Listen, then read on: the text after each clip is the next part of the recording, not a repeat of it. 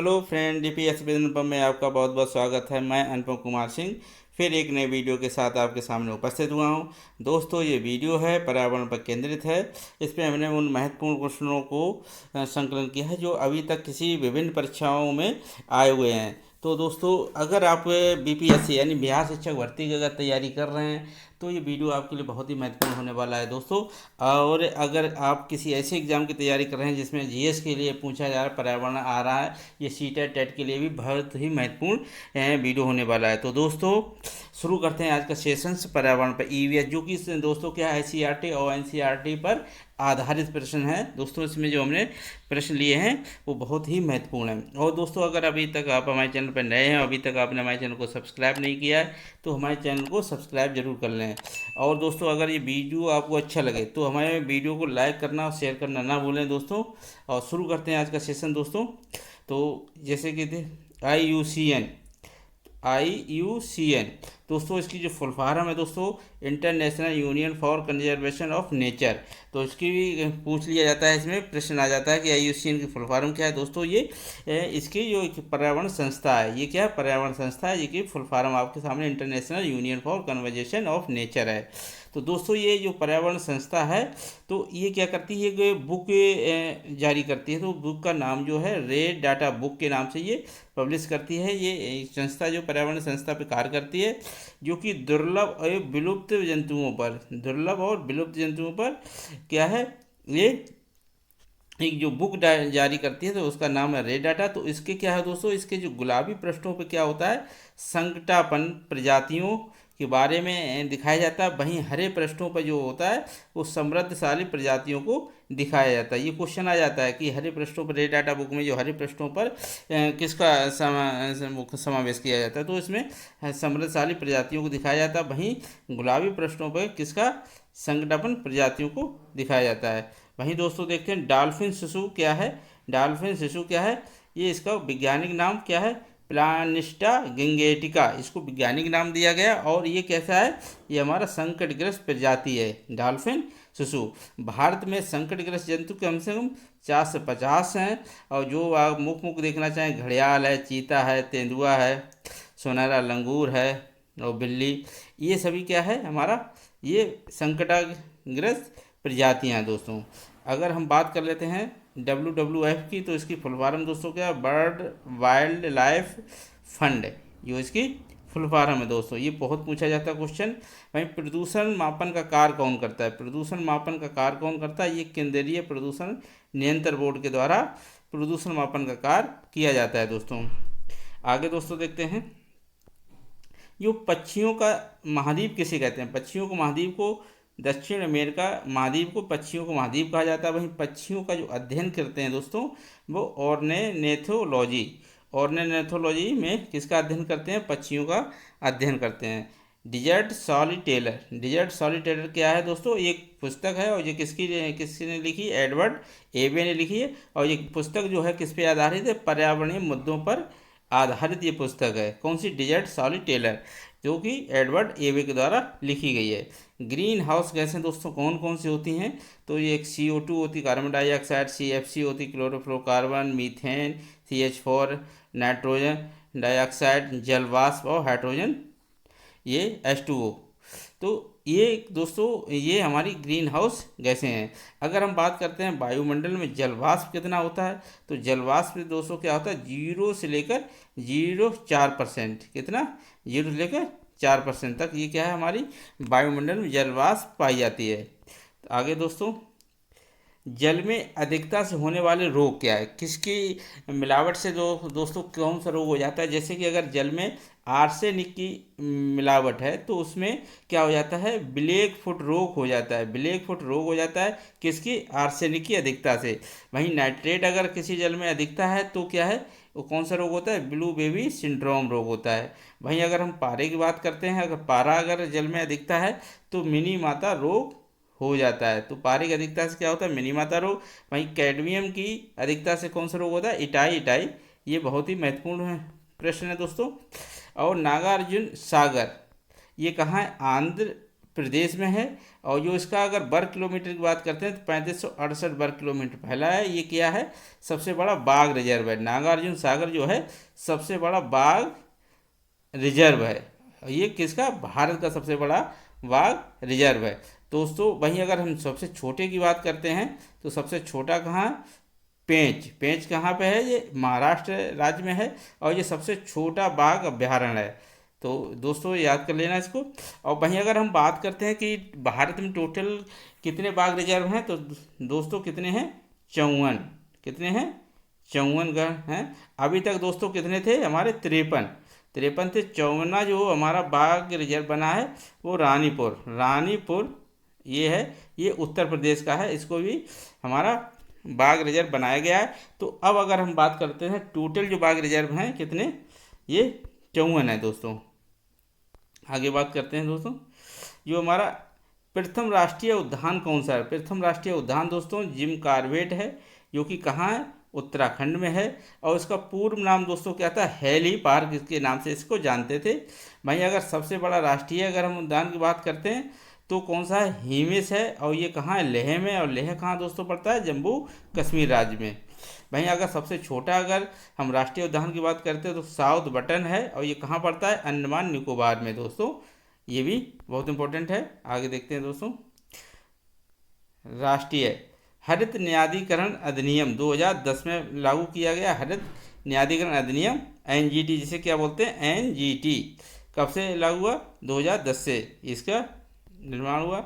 Hot spot, तो hot spot जो शब्द है, शब्द का प्रयोग सबसे पहले नॉर्मन मारियस ने किया, जो कि कहाँ के थे, वैज्ञानिक ब्रिटेन के। इनके द्वारा क्या है, ये जैव विविधता से समृद्ध क्षेत्र के लिए यूज किया जाता है। कौन सा, hot spot.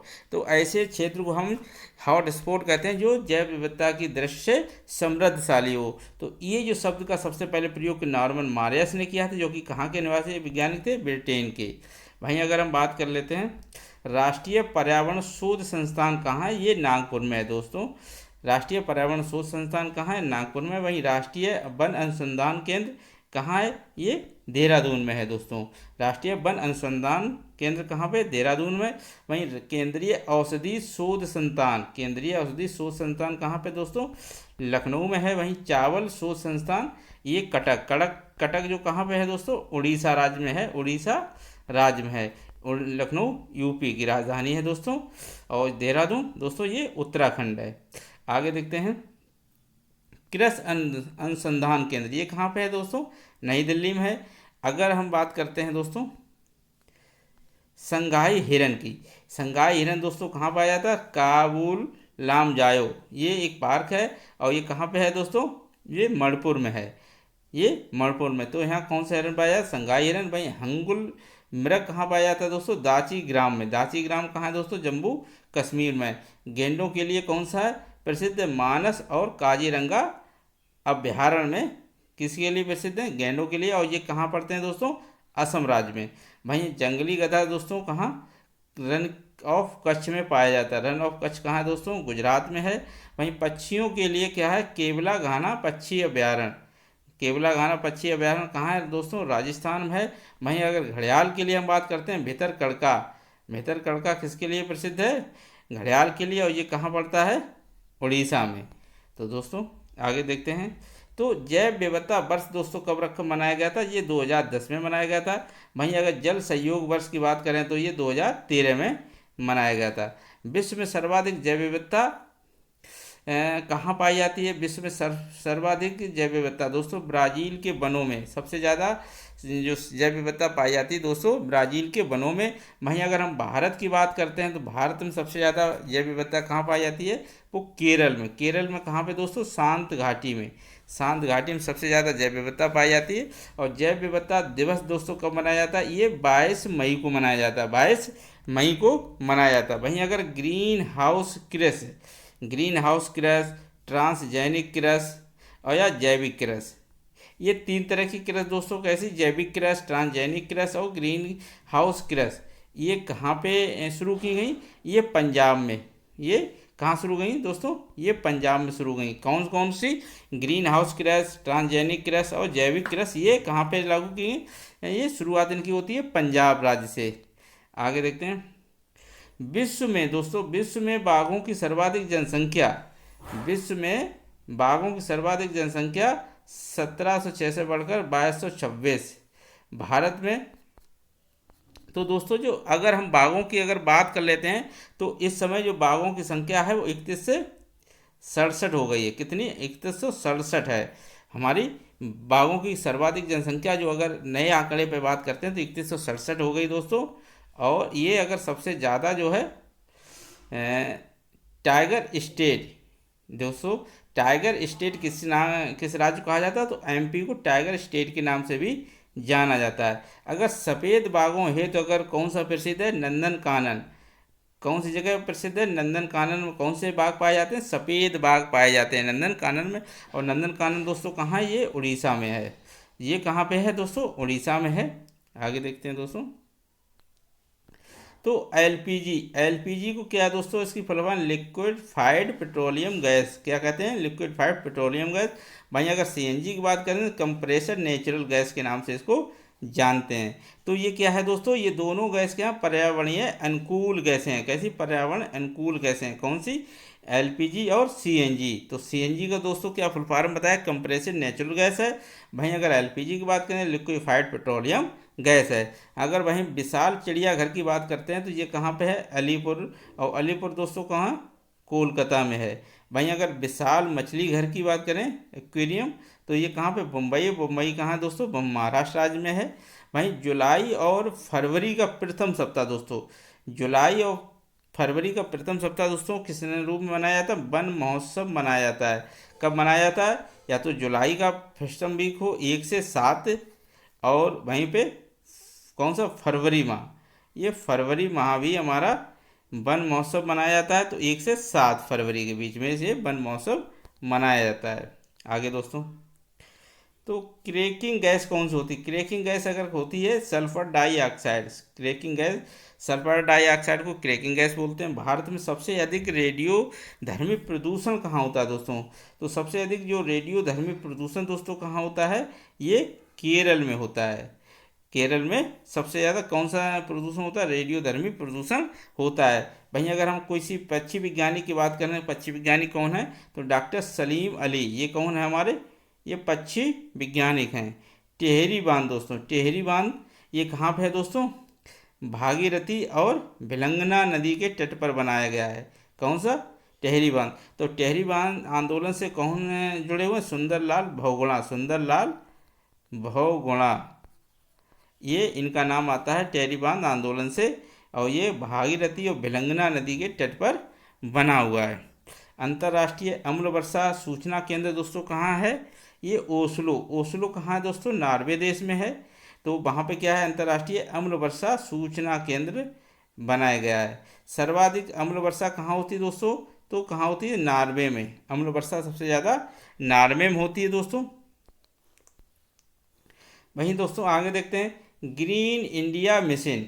Green India mission ये किस पे है? वृक्षारोपण के लिए एक टैग दिया गया ग्रीन इंडिया मिशन के तहत। अतुल्य भारत किसकी बात करते हैं? पर्यटन विकास के लिए किसकी? अतुल्य भारत के माध्यम से चिपको आंदोलन। चिपको आंदोलन से क्या होता है? वृक्षों को काटने से बचाना। चिपको आंदोलन क्या है? वृक्षों को काटने से बचाना है। वहीं इंद्रधनुषी क्रांति खद्यानों के उत्पादन से। खद्यानों के उत्पादन से कौन सी क्रांति है? इंद्रधनुषी क्रांति। वहीं अमृत क्रांति दोस्तों किससे? ये नदियों के जोड़ने से है। तो एक बार इसे फिर देख लेते हैं। अमृत क्रांति दोस्तों नदियों के जोड़ने से होती है। वहीं इंद्रधनुषी क्रांति खाद्यान्न उत्पादन से। और चिपको आंदोलन वृक्षों को काटने से बचाने के लिए। अतुल्य भारत पर्यटन विकास के लिए। और ग्रीन इंडिया मिशन ये वृक्षारोपण के लिए। सर्वाधिक अम्ल वर्षा कहाँ होती है दोस्तों? नॉर्वे में। आगे देखते हैं दोस्तों, हाथी संरक्षण प्रोजेक्ट। हाथी संरक्षण प्रोजेक्ट दोस्तों कहाँ पे? ये 1992 में लाया गया था अधिनियम हाथी संरक्षण प्रोजेक्ट। वहीं इसकी जो संख्या है दोस्तों कितनी? 27,312 है दोस्तों। 27,312। सबसे ज़्यादा अगर संख्या की बात कर लेते हैं तो कहाँ? कर्नाटक में पाए जाते हैं। कितने? 6,049, वहीं असम में 5719, और वहीं केरल में बात करें 3,054। तो ये कितने, 3,054 दोस्तों। अगर सर्वाधिक एशियाई हाथियों की संख्या कहाँ है दोस्तों, सर्वाधिक एशियाई हाथियों की संख्या दोस्तों कहाँ, ये कि कितने परसेंट, 60%। कहाँ पाई जाती है, भारत में। कहाँ जहाँ पाई जाती है दोस्तों, भारत में पाई जाती है। वहीं अगर हम पर्यावरण संरक्षण हेतु ग्रीन आर्मी गठित किसने की है, ग्रीन आर्मी किसने गठित की पर्यावरण संरक्षण हेतु के लिए, ये दोस्तों की है हमारी ऑस्ट्रेलिया राज्य ने। किसने की है, ऑस्ट्रेलिया ने। ये कौन सी आर्मी गठित की, ग्रीन इंडिया आर्मी गठित की गई है। वहीं अगर दोस्तों हम बात करें इसकी, भूम सेना गठित कहाँ हुई, ये भूम सेना गठित दोस्तों कहाँ होती है, ये हुई हमारी उत्तर प्रदेश में। उत्तर प्रदेश में किसने, उत्तर प्रदेश सरकार ने भूम सेना गठित की है। ये किसके लिए की है, मृदा सुधार हेतु, मृदा सुधार हेतु ये किसने की है, उत्तर प्रदेश सरकार के द्वारा की गई दोस्तों। अगर हम बात करते हैं इसमें ग्रीन हाउसों की संकल्पना, ग्रीन हाउसों की संकल्पना दोस्तों किसने दी है, ये ग्रीन हाउसों की संकल्पना जोसेफ फोरियर के द्वारा दी गई। ग्रीन हाउसों की संकल्पना जोसेफ फोरियर के द्वारा दी गई है। वहीं अगर जैव विविधता को अधिकतम संकट किससे है दोस्तों, जैव विविधता को अधिकतम संकट किससे बताया गया है दोस्तों, ये बताया गया प्राकृतिक निवास से वनस्पतियों के विनाश से। ये प्राकृतिक निवास और वनस्पतियों के विनाश से बहुत इंपॉर्टेंट क्वेश्चन है दोस्तों।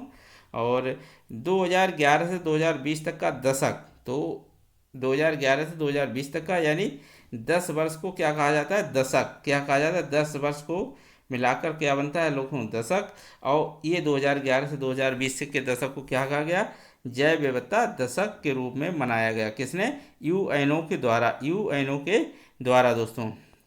आगे बात करते हैं दोस्तों चिपको आंदोलन। चिपको आंदोलन से कौन जुड़े हैं, सुंदरलाल बहुगुणा और टेरीवान। इन दोनों आंदोलन से किसका नाम आता है, सुंदरलाल बहुगुणा। इसमें क्या होता है, चंडी प्रसाद का भी नाम आता है दोस्तों, चंडी प्रसाद का, और गौरा देवी। क्या, गौरा देवी। ये तीनों लोग किससे जुड़े हुए हैं, चिपको आंदोलन से। तो जो चिपको आंदोलन का नेतृत्व दोस्तों किसने किया था, सुंदरलाल बहुगुणा। और उसकी जो शुरुआत की थी चंडी प्रसाद के द्वारा शुरुआत होती है, चंडी प्रसाद और गौरा देवी के द्वारा शुरुआत होती है। और अगर इससे नेतृत्व की बात करते हैं तो वो किसने किया था, सुंदरलाल बहुगुणा के द्वारा। वहीं नर्मदा बचाओ आंदोलन, इससे मेधा पाटेकर का नाम आता है, ये जुड़ी हुई हैं। रेडियो धर्मी जनित रोग कौन से हैं, रेडियो धर्मी जनित रोग दोस्तों कौन से हैं, चर्म, रक्त, अस्त और कैंसर। ये कैसे दोस्त हैं, ये रोग, ये रेडियो धर्मी जनित रोग हैं। आगे देखते हैं दोस्तों operation green gold. Operation green gold जो ऑपरेशन चलाया गया वो किससे रिलेटेड, बांस उत्पादन से। बांस उत्पादन से कौन सा आंदोलन चलाया, ऑपरेशन ग्रीन गोल्ड। वायु प्रदूषण के जैविक सूचक कौन माने जाते हैं, वायु प्रदूषण के जैविक सूचक लाइकेन होते हैं, जो कि शैवाल और कवक से बने होते हैं। किससे बने होते हैं, लेकिन शैवाल और कवक के द्वारा लाइकेन बनते हैं, जो कि वायु प्रदूषण के जैविक सूचक होते हैं। वहीं अगर हम ऑपरेशन राजहंस की बात करें तो ऑपरेशन राजहंस कहाँ चला गया, प्रवासी पक्षियों को बढ़ावा देने हो, प्रवासी पक्षियों को बढ़ावा देने हो तो ऑपरेशन राजहंस चलाया गया। ये किसने चलाया, राजस्थान सरकार ने। और कहाँ चलाया, ये केवला देव घाना पक्षी अभियान, केवला देव घाना पक्षी अभियान राजस्थान सरकार के द्वारा प्रवासी पक्षियों को बढ़ावा देने हेतु ऑपरेशन राजहंस चलाया गया। वहीं झूम खेती दोस्तों, ये कहाँ होती है दोस्तों, पूर्वोत्तर भारत में। इसे पर्यावरण क्षति के कारण प्रतिबंधित कर दिया गया। किसे, झूम कृषि को, यानी झूम खेती को। और ये कहाँ होती है दोस्तों, पूर्वोत्तर भारत में।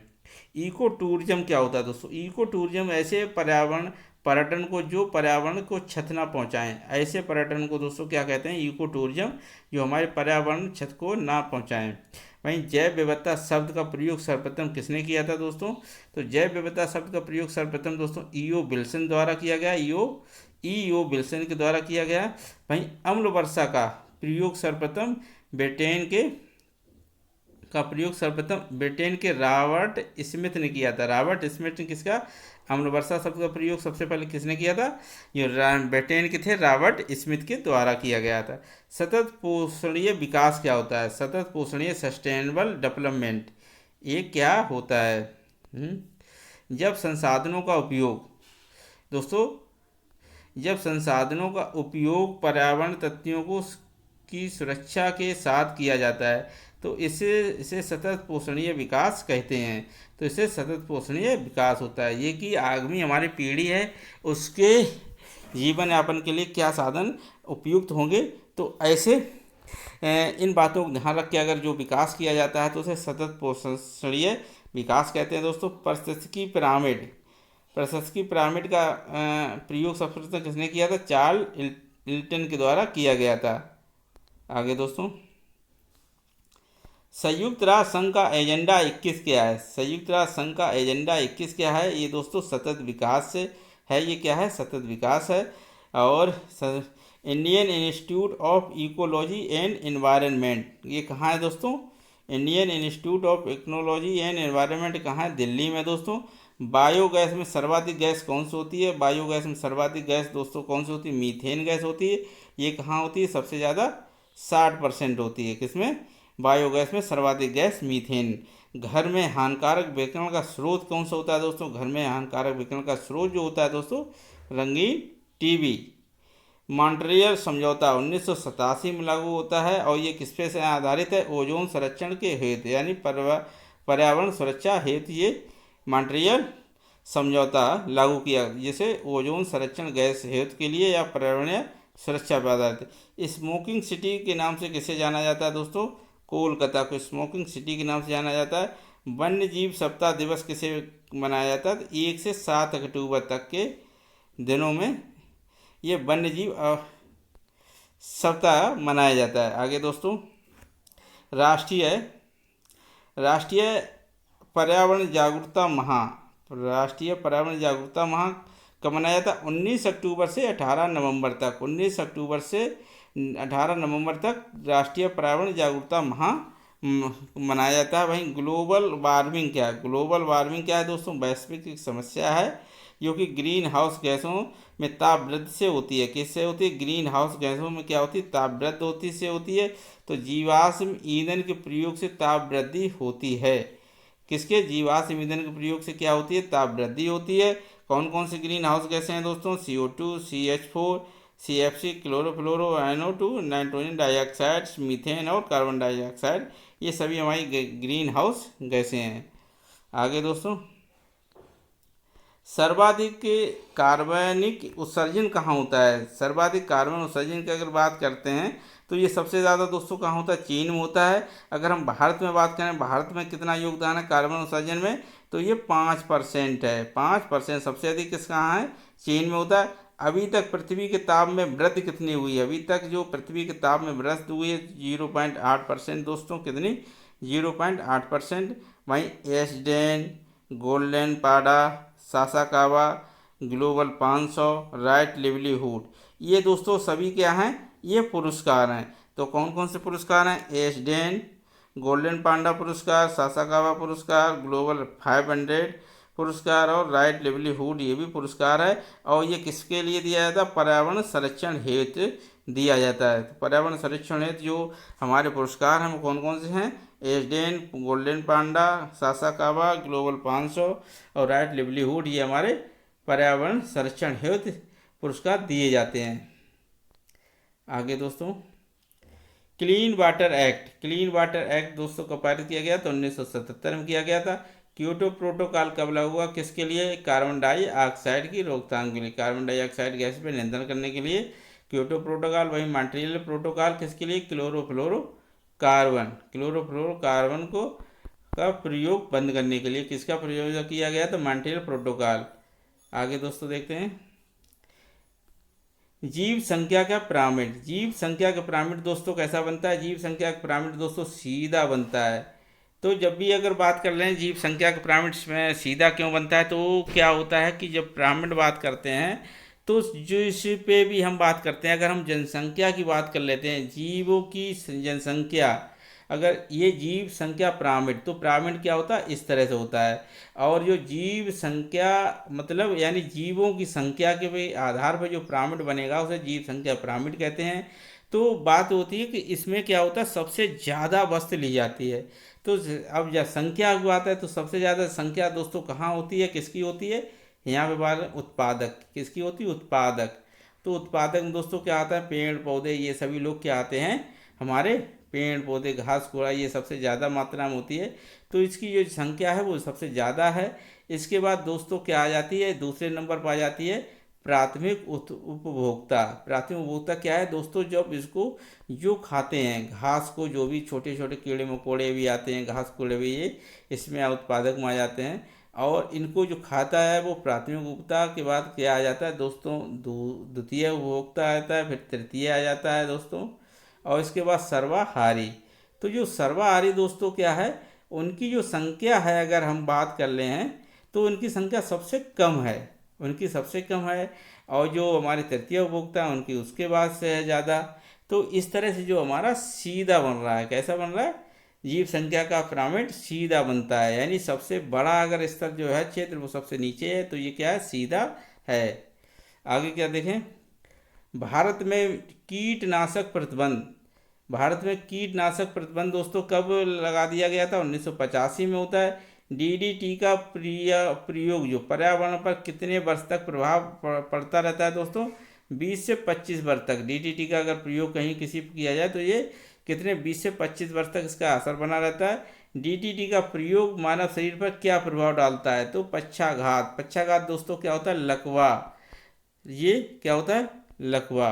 तो ये था दोस्तों आज का सेशन, आपको कैसा लगा हमें कमेंट करके दोस्तों का जरूर बताएं। इसमें हमने उन महत्वपूर्ण प्रश्नों को लिया है जो अभी तक 10 वर्ष में किन्हीं किन्हीं विभिन्न परीक्षाओं में अभी तक पूछे गए हैं। तो इसमें दोस्तों ऐसा कोई भी प्रश्न नहीं है जो कभी किसी एग्जाम अभी तक पूछा ना गया हो। तो दोस्तों हमने उन्हीं प्रश्नों को लिया है जो कि संभवतः आपके आगामी परीक्षाओं में आ सकते हैं। तो दोस्तों आप ये वीडियो देखकर नोट कर सकते हैं इसको। और दोस्तों इसी ऐसे ही वीडियो हमने दोस्तों लिंक जो हमने डिस्क्रिप्शन दे रखी है, अगर आप चाहें तो सामान्य ज्ञान से आधारित या हिस्ट्री के वीडियो जैसे कि ताम्रपाषाण कालीन बुद्ध धर्म और वैदिक धर्म पे आधारित जो हमने वीडियो ऑलरेडी बनाए हैं, अगर आप वो देखना चाहें तो इसकी लिंक जो हम दोस्तों क्या है डिस्क्रिप्शन में हमने दे दी है, आप वहाँ जाके उसको देख सकते हैं। तो दोस्तों अगर अभी तक आपने हमारे चैनल को सब्सक्राइब नहीं किया तो दोस्तों सब्सक्राइब जरूर कर लें। और उम्मीद करता हूँ ये वीडियो आपको अच्छा लगा होगा। और वीडियो अगर आपको अच्छा लगा है तो दोस्तों ये हमें कमेंट के जरूर करें कि आपको वीडियो कैसा लगा, और वीडियो को लाइक का और शेयर करना ना भूलें। तो दोस्तों बस आज के लिए इतना ही, आगे फिर किसी एक नई वीडियो में मिलते हैं। तब तक के लिए दोस्तों जय हिंद, नमस्कार दोस्तों।